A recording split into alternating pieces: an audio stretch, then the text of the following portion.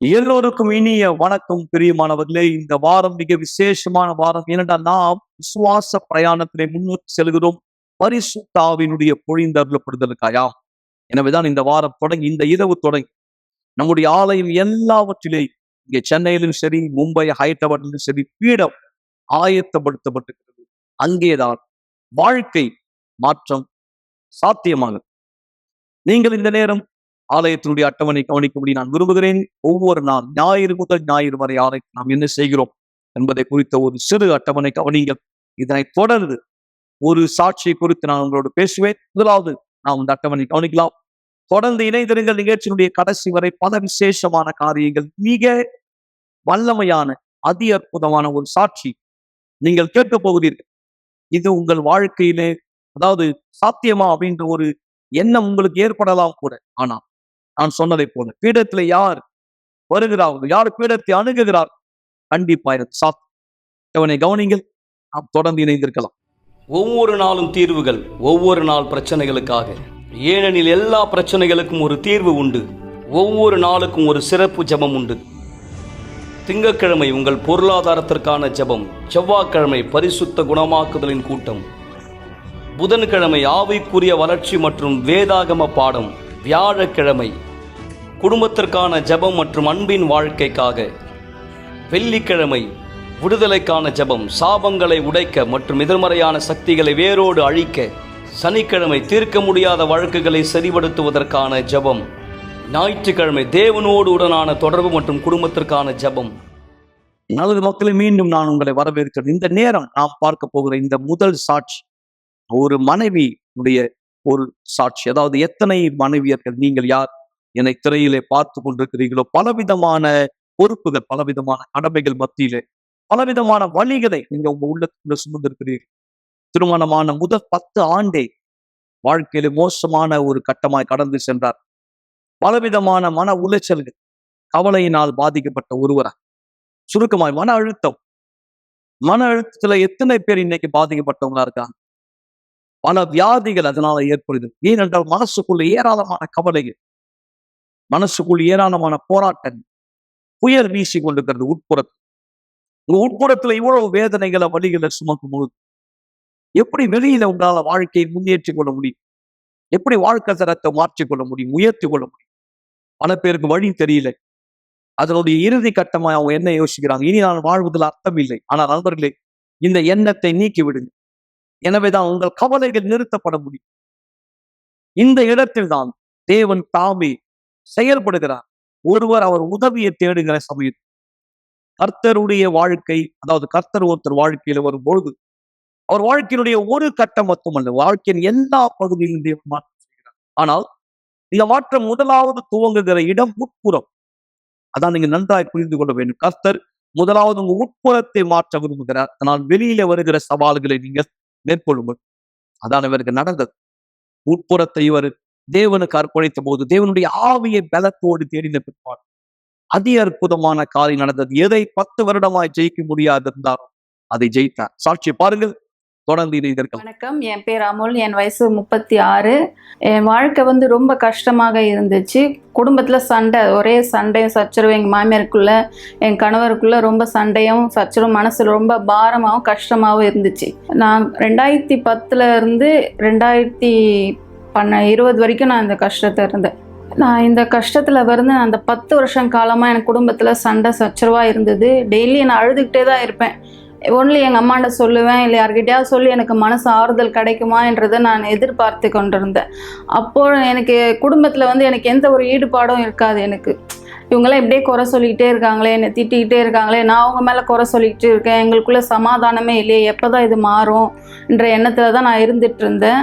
அப்போல்லாம் எனக்கு கவலை தான் ரொம்ப அதிகம், மனசு ரொம்ப பாரமாக இருக்குது. யார்கிட்டனா அழுவணும், சொல்லி என்னுடைய கஷ்டத்தை சொல்லி அழுவணுன்ற எண்ணம் தான் எனக்குள்ளே அதிகமாக இருந்துச்சு. நான் வீட்டில் உட்காந்துட்டு நான் அழுதுகிட்டு தான் இருந்தேன். யாராவது எனக்கு கஷ்டம் கேட்பாங்களா, அவங்கக்கிட்ட நான் சொல்லணும். அவங்கக்கிட்ட நான் பக்கத்து வீட்டில் அக்கத்து வீட்டிலலாம் போக மாட்டேன். ஏன்னா அவங்க எல்லாம் எனக்குள்ளே ஏதாவது எப்படின்னு சொல்கிறது, எங்கள் வீட்டுக்கார் போவாத அக்கம் பக்கம் உட்காராதன்னு சொல்லிடுவார்.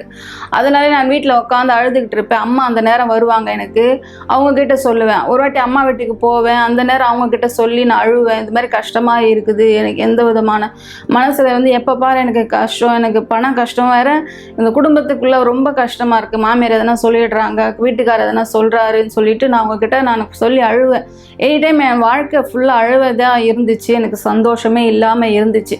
என் பிள்ளை குழந்தை பிறந்தும் போது கொண்டு எனக்கு அழகாக இருந்துச்சு என் வாழ்க்கை. சந்தோஷம் சிரிப்புன்ற வாழ்க்கையே எனக்கு என் வாழ்க்கையில் இல்லை. இந்த 10 வருஷ காலத்தில் எனக்கு இந்த அழுகையை தான் நான் கண்டுட்டு இருந்தேன். நான் வந்து இந்த கண்ணீரும் கஷ்டம் ரொம்ப அதிகமாக இருந்துச்சு. நான் அப்போ வந்து நான் ரொம்ப அழுதுகிட்டே இருந்தேன். என் வாழ்க்கை ரொம்ப அழிக்கப்பட்டதாகவே இருந்துச்சு. நான் அப்போ வந்து இந்த யூனிவர்சல் ஆலயத்திற்கு வந்துட்டு இருந்தேன்.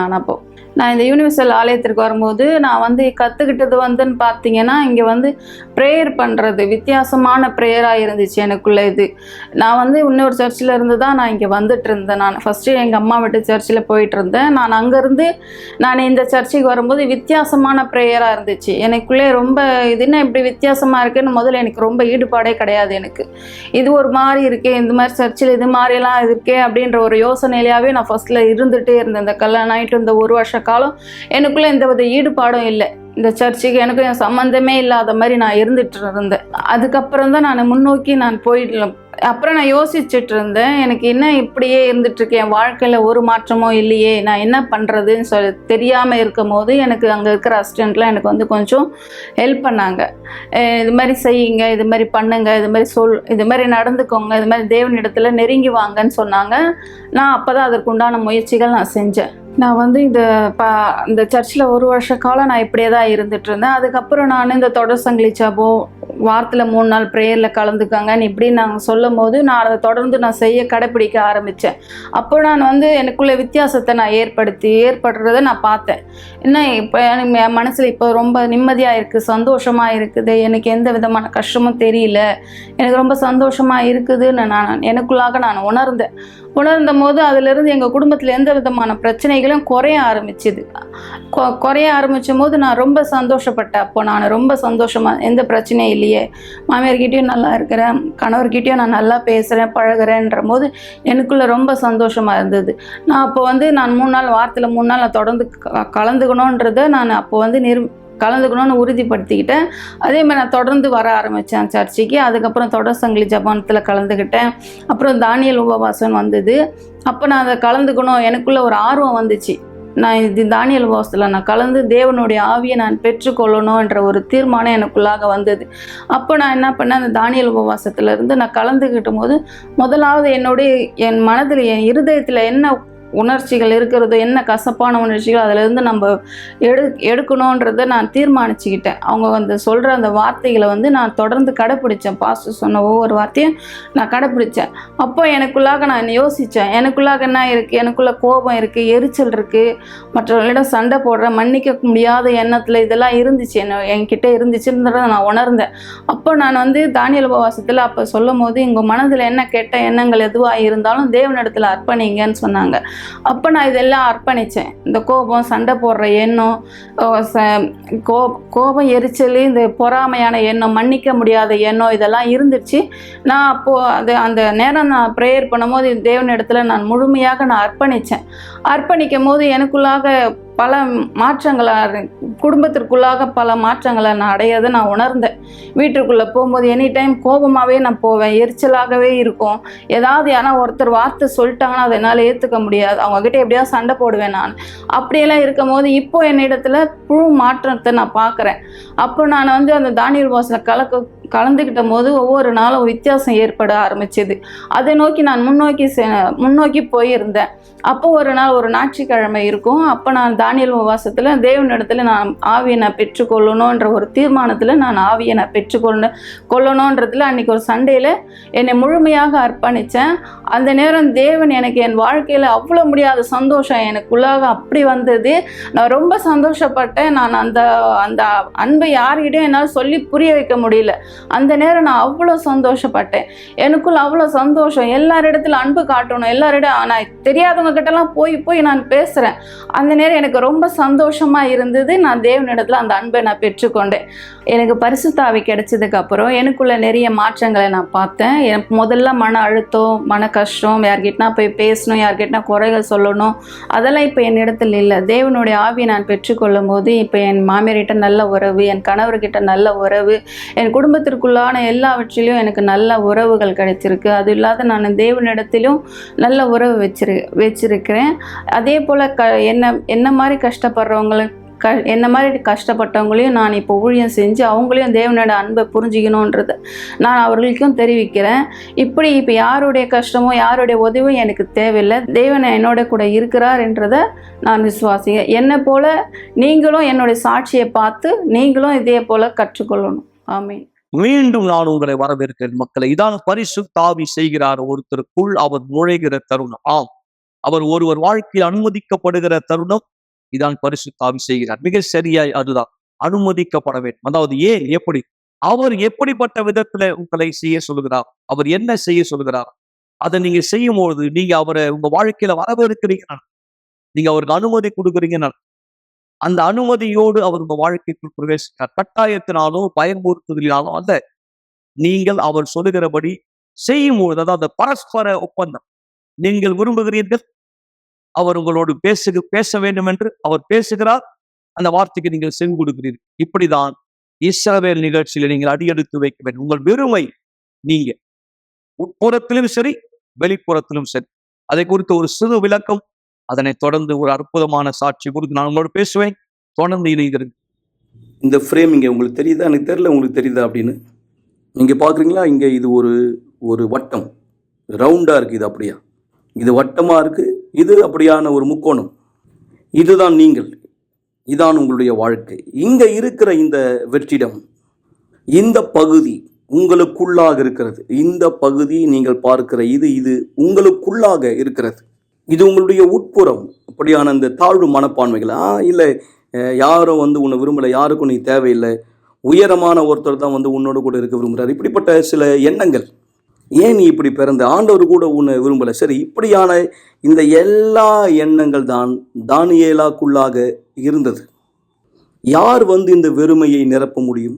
இந்த வெறுமை நம்ம எல்லோருக்குள்ளாகவும் இருக்கிறது. இந்த இடத்தை தேவன் உண்டு பண்ணினார். அவர் அதை நிரப்பும்படியாக இப்படிப்பட்ட ஒரு வெறுமை, இந்த இடம் நம்ம எல்லோருக்குள்ளாகவும் இருக்கிறது. மக்கள் என்ன செய்கிறாங்க? இதுதான் மக்கள் இப்படியா செய்கிறாங்க. பொருந்தாத ஒன்றை எடுக்கிறாங்க, பொருந்தாத ஒன்றை மக்கள் கொண்டு வராங்க. இந்த பொருந்தாத ஒன்றை கொண்டு அந்த இடத்துல பொருத்தும்படி அப்படியே மக்கள் வைக்கிறார். இந்த முக்கோணம் இந்த இடத்துல பொருந்தாது.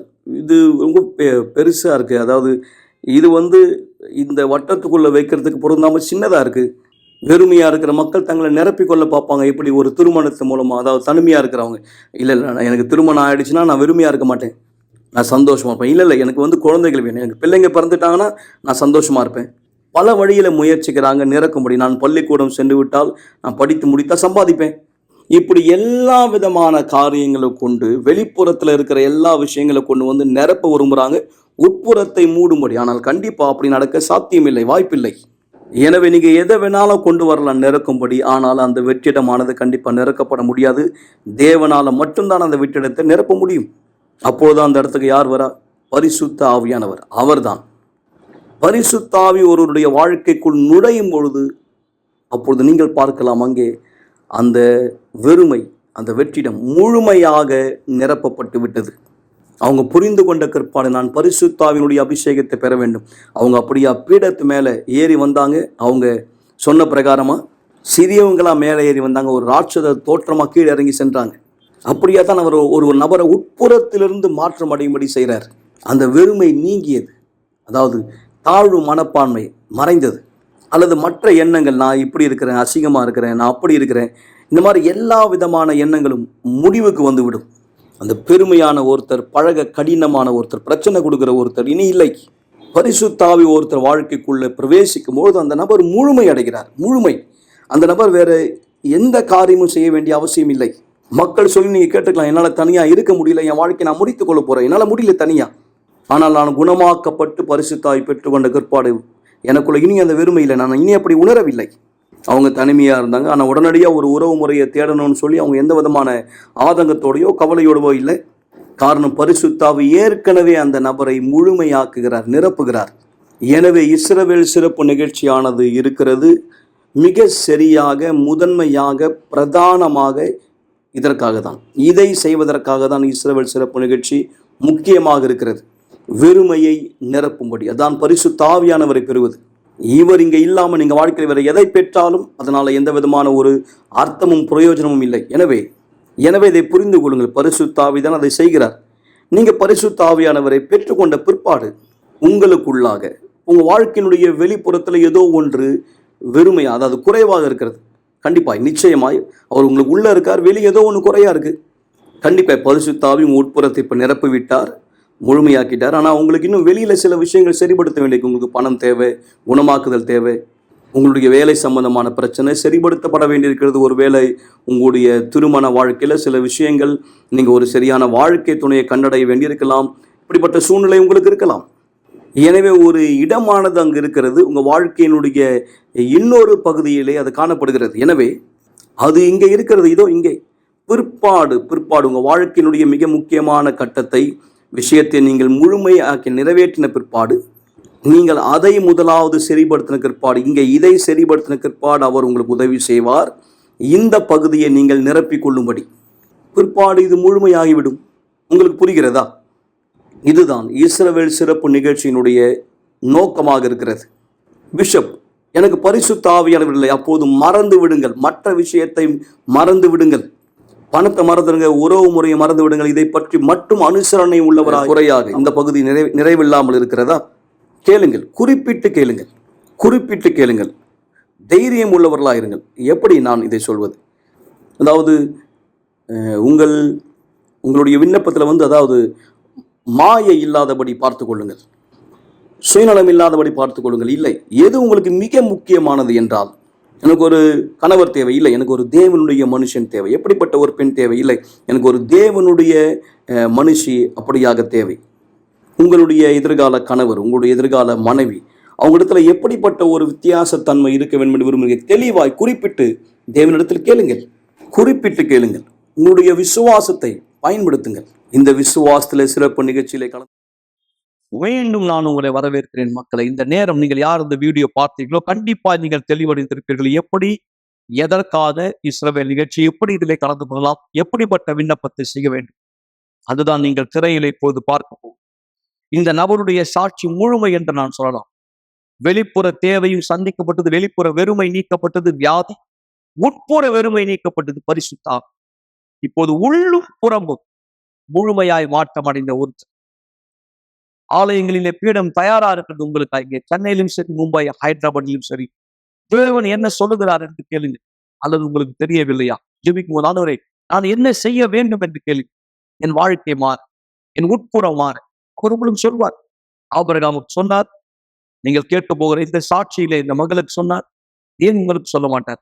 என்றால் நீங்கள் உங்கள் உட்புற வெறுமையை, வெளிப்புற வெறுமையை நீக்கிக் கொள்ள வேண்டும் என்று கர்த்தர் விரும்புகிறார். வெறுமை தேவன் விரும்புவது அல்ல. மக்கள், இந்த நேரம் அதி அற்புதமான சாட்சி கேளுங்கள்.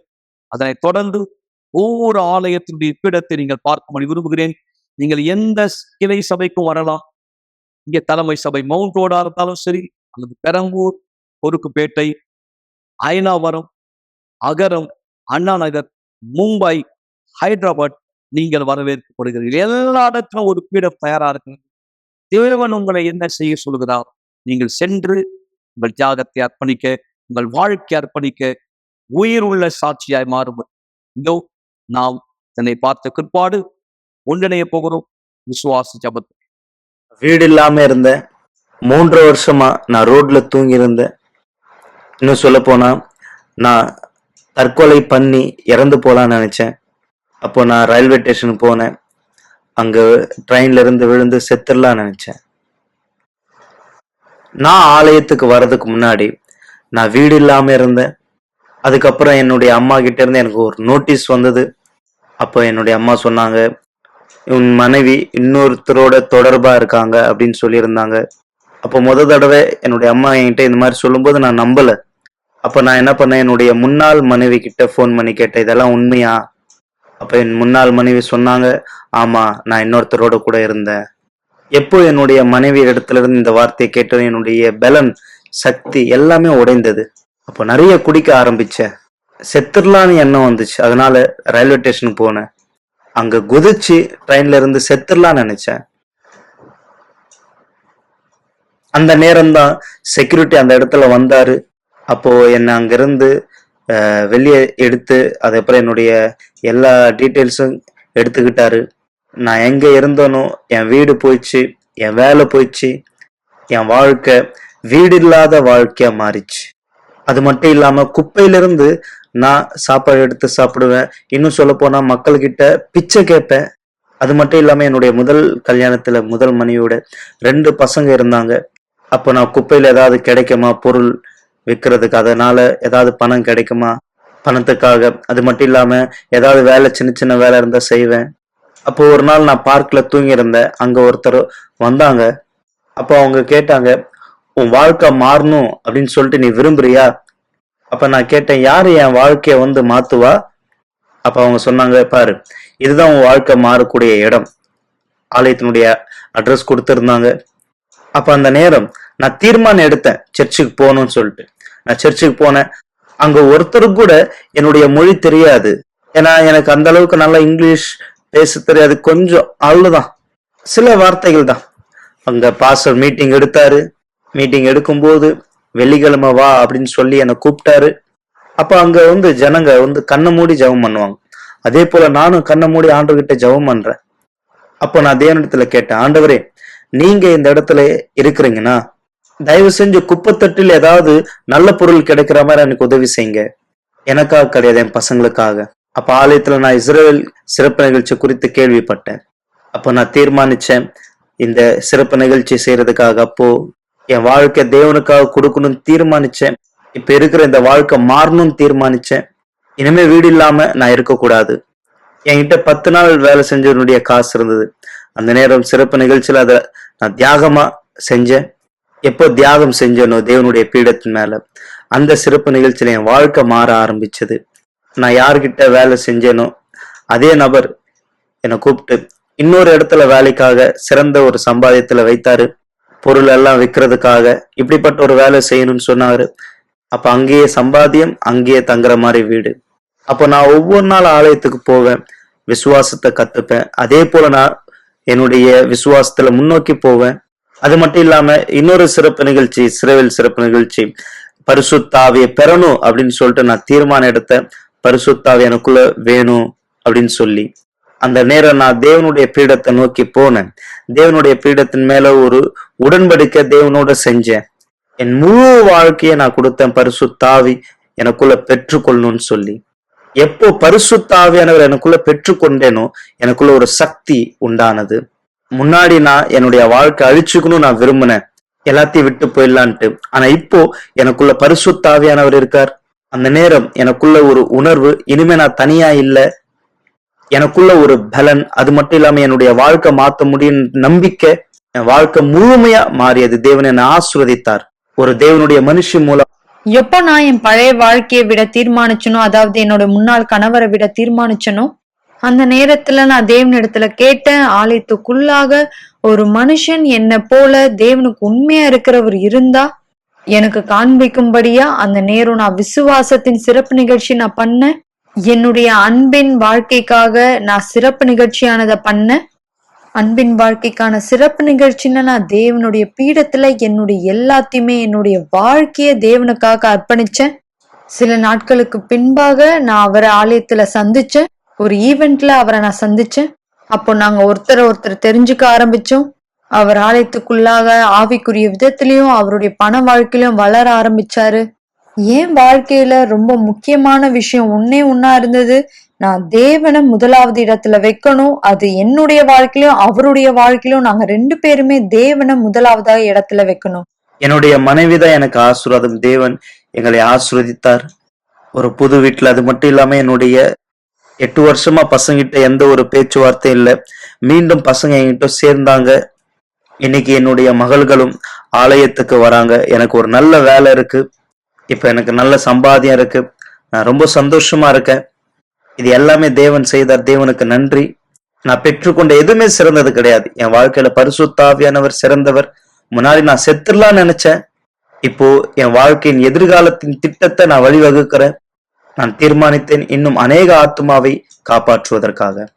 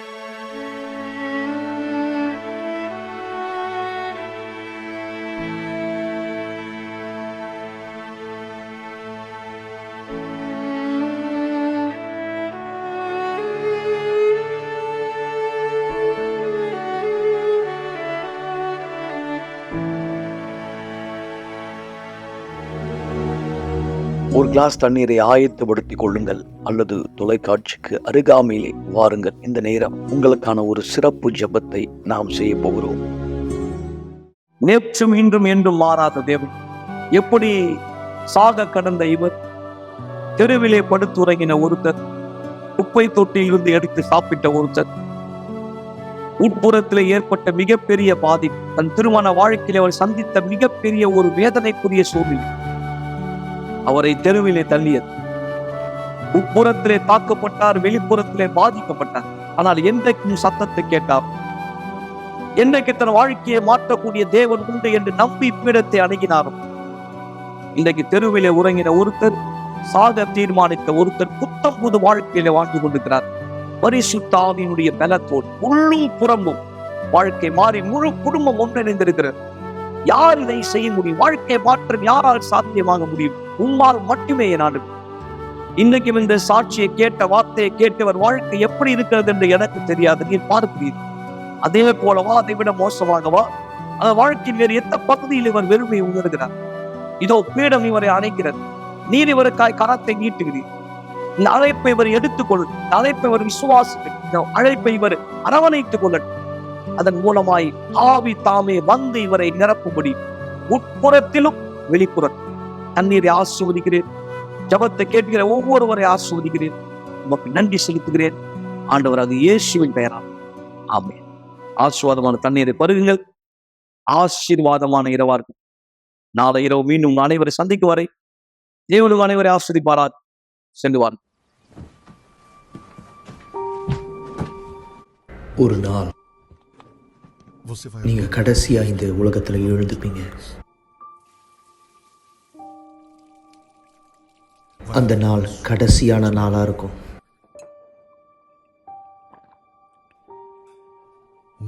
கடைசியா ஒரு முறை நீங்க காலை உணவை சாப்பிடுவீங்க.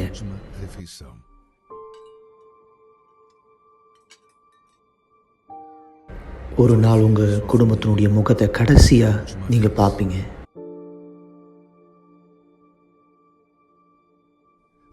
உங்களுடைய கடைசியான வார்த்தையை சொல்லுவீங்க. உங்களுடைய கண்கள் கடைசியா ஒரு முறை சிமிட்டும்.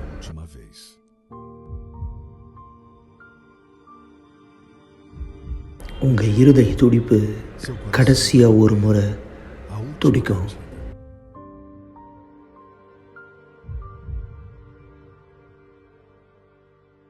நீங்க கடைசியா ஒரு முறை மூச்சை இழுத்து விடுவீங்க.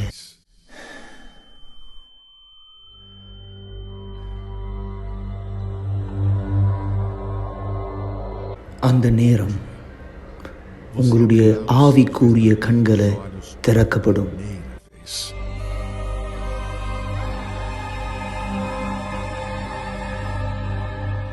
அந்த நேரத்தில் நீங்கள் புரிஞ்சுப்பீங்க எந்த அளவுக்கு உங்களுடைய ஆத்மா உண்மையானது அப்படின்னு.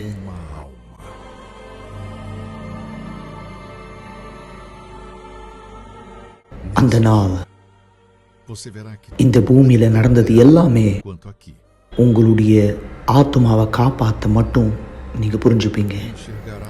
கடைசியாக ஒரு முறை நீங்கள் அதை பார்க்குற நேரம் உங்கள் ஆத்மாவை வந்து கொண்டு போகிறது யார்?